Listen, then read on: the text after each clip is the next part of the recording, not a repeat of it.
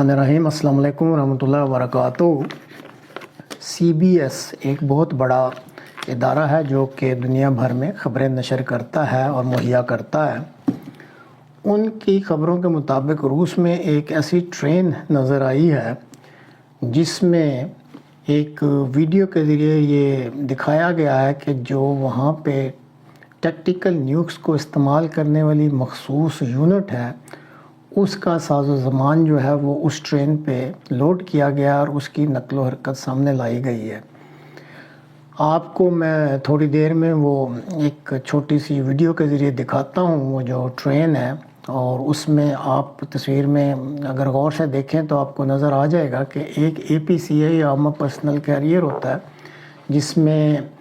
एक व्हीकल है, कुछ लोग भी उसमें बैठते हैं कि वो भी लोड उस ट्रेन पे है, और फिर उस पे एक कैनन को एक छोटी सी जो है वो तोपनुमा चीज़ या फायर करने के लिए जो होती है कैनन वो भी लगी हुई है। और इसके अलावा जो है वो इस यूनिट मखसूस यूनिट जो कि टैक्टिकल न्यूक्स को इस्तेमाल करने के लिए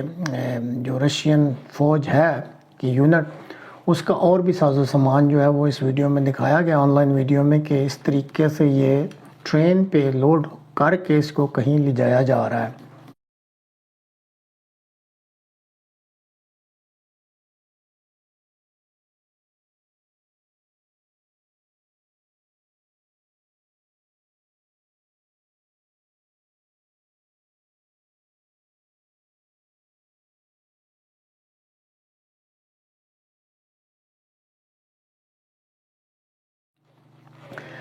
अब बेलारूस और रशियन के जो मामलात हैं उसके एक दिफाई तजिया निगार हैं जिनका नाम है मिस्टर कोनराड।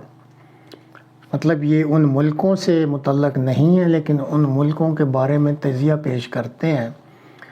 उन्होंने इस वीडियो को गौर से ये जो ऑनलाइन चल रही है देख के बताया है कि ये मिनिस्ट्री ऑफ डिफेंस रशिया की 12th जो डायरेक्टरेट है, मेन डायरेक्टरेट, उसने इस वीडियो को ऑनलाइन किया है। और इस तजिया निगार मिस्टर कॉनराड के मुताबिक वो कहते हैं कि इसकी 3 वजूहात सामने लाई जा सकती हैं कि क्यों इस वीडियो को ऑनलाइन किया गया है। पहली जो बुनियाद या पहली वजह वो ये कहते हैं कि चूँकि रूस के सदर मुसलसल धमकियां दे रहे थे तो इस वीडियो को ऑनलाइन करके उन्होंने कुछ नक़्ल हरकत शो करने की कोशिश की है और ये बताया है पूरी मगरबी दुनिया को कि मैंने जो तुम्हें कहा था मैंने ब्लफ नहीं किया था बल्कि मैं इसका कुछ मतलब लेता हूँ, और ये देखो मैं अपनी यूनिट जो मखसूस है इस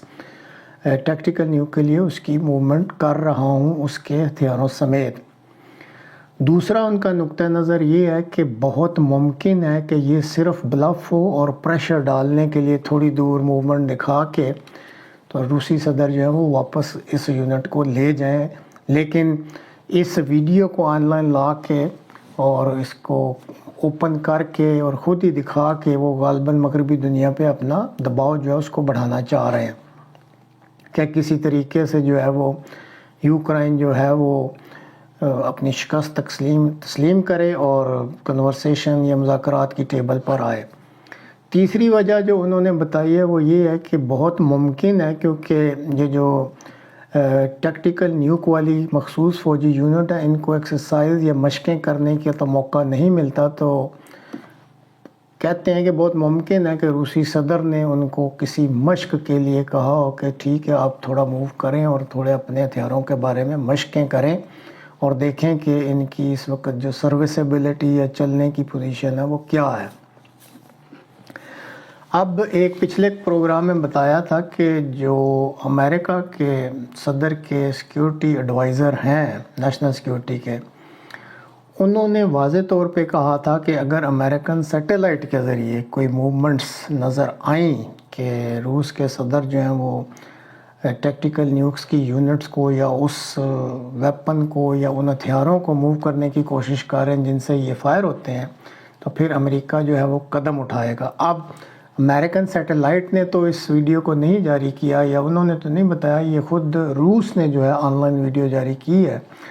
لیکن اس پہ وہ امریکن سیکیورٹی ایڈوائزر نے تو ابھی تک کوئی اپنا ریئیکشن نہیں دیا، لیکن جو فنڈ ریزنگ کا ایونٹ تھا جو بائیڈن صاحب کا ڈیموکریٹک پارٹی کا، اس میں انہوں نے بہت سخت زبان جو ہے وہ استعمال کی ہے اور بہت سخت تنقید کی ہے روس کے صدر پہ، اور انہوں نے ایک ٹرم استعمال کی ہے آرماگیڈون۔ یہ ایک ببلیکل ٹرم ہے اور اس کا مطلب ہے روز محشر۔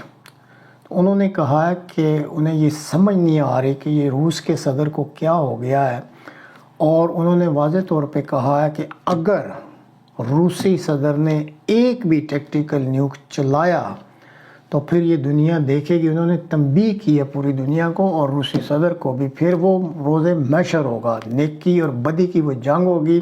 اور انہوں نے یہ لفظ 2-3 دفعہ استعمال کیا ہے کہ دنیا پھر دیکھے گی کہ آرماگیڈن ہوا ہے، کہ نیکی اور بدی کی جنگ ہے، اور پھر یہ دنیا بھی تباہ ہوگی اور یہ نسل انسانی بھی تباہ ہو جائے گی۔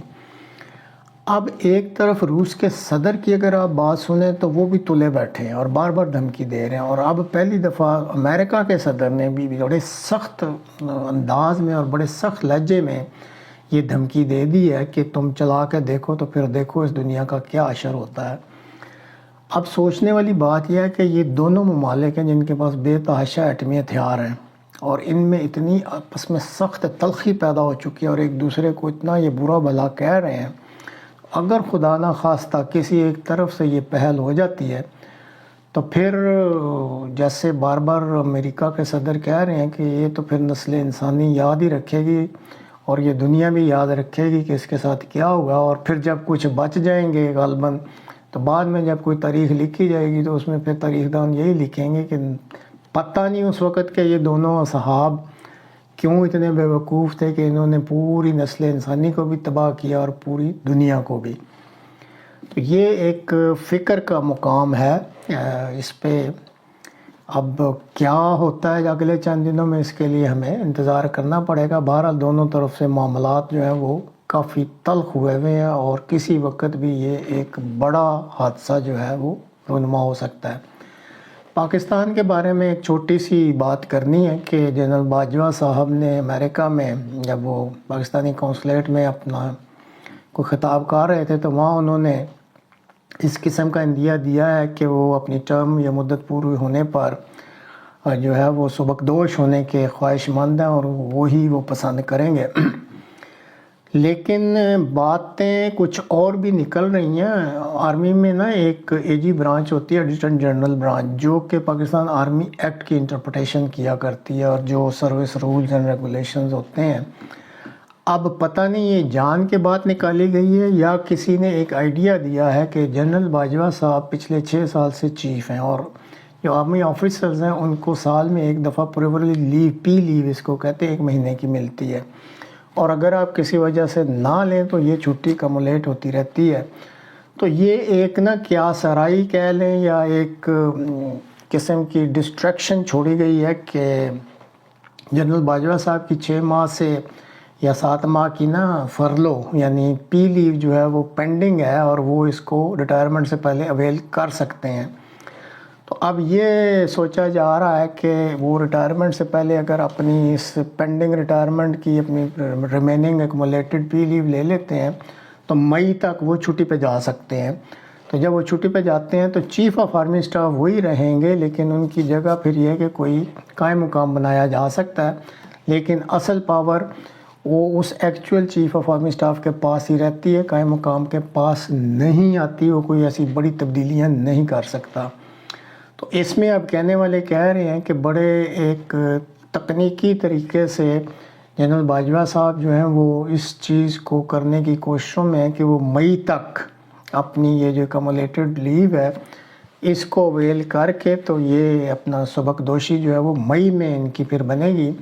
تو اس وقت تک، اس وقت جو لسٹ چل رہی ہے اس میں سے اکثریت کیا بلکہ سارے تقریباً ریٹائر ہو چکے ہوں گے، اور پھر کچھ ایسے نئے چہرے سامنے آئیں گے کہ جو ان کا نعم البدل کے طور پہ سامنے آ سکتے ہیں۔ بہرحال یہ کوئی حتمی خبر نہیں ہے،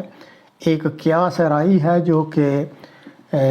خبریں رکھنے والوں نے جنرل ہیڈ کوارٹر سے یہ ایک قید شوشہ چھوڑا ہے کہ اس طریقے سے بھی جو ہے وہ آگے بات چیت جنرل باجوہ صاحب کی جو سبکدوشی ہے وہ یہ رخ بھی اختیار کر سکتی ہے۔ اب دیکھتے ہیں اگلے دنوں میں کیا چیز سامنے آتی ہے۔